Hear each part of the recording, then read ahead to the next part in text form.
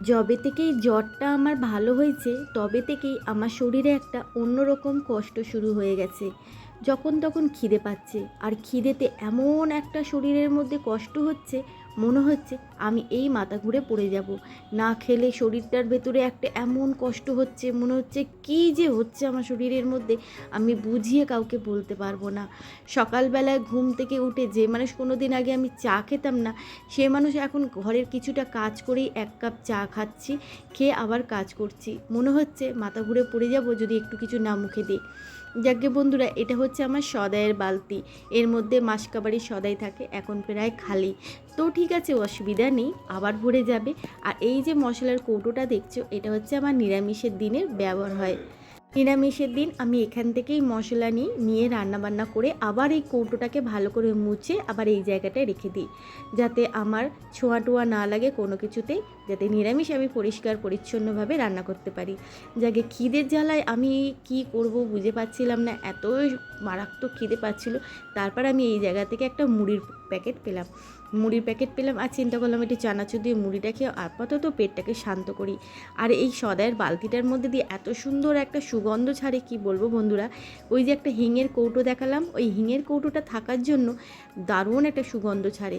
তো মুড়ি আমি নিয়ে নিয়েছি বাটির মধ্যে, আর এখানে ঢাকা দিয়ে সরিয়ে দিলাম। আর চানাচুর মুড়ি এখন খাবো।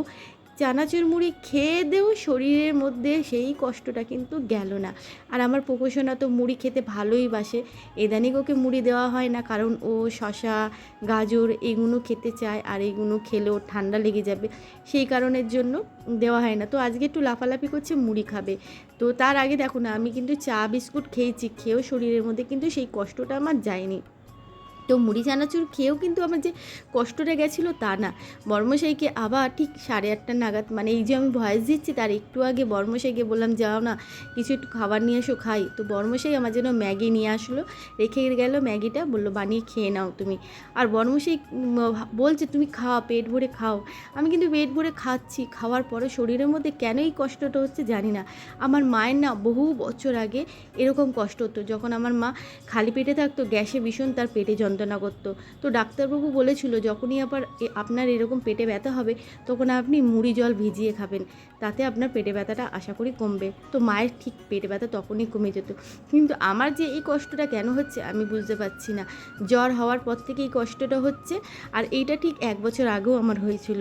তখন আমি পেট ভরে ভরে খাবার খেয়ে তারপরে আমার শরীরে একটু মানে জোর এসেছিলো। আসল কথা, দিনকে দিন আমার বডি ওয়েট কমে যাচ্ছে। যেখানে আমার 66 কেজি ওয়েট ছিল, সেখানে এখন আমার 63 কেজি ওয়েট হয়ে গেছে। 63 কেজি কি 62 কেজি ওয়েট হয়েছিল, সেটা আবার এখন 63 কেজি হয়েছে। তো খাওয়া দাওয়া করছি, শরীরের মধ্যে দুর্বলতা আছে। এছাড়া আমি আর জানি না শরীরে কি কষ্ট আছে। ডাক্তার যদি দেখাতাম তাহলে হয়তো বুঝতে পারতাম যে সুগার হয়েছে কি থাইরয়েড হয়েছে, যে কিছু একটা সমস্যা আছে। তো পোকোসোনা মুড়ি খাবে কি আমার হাতটাই চাটছে, কিন্তু না, একটু মুড়ি খেয়েছিল।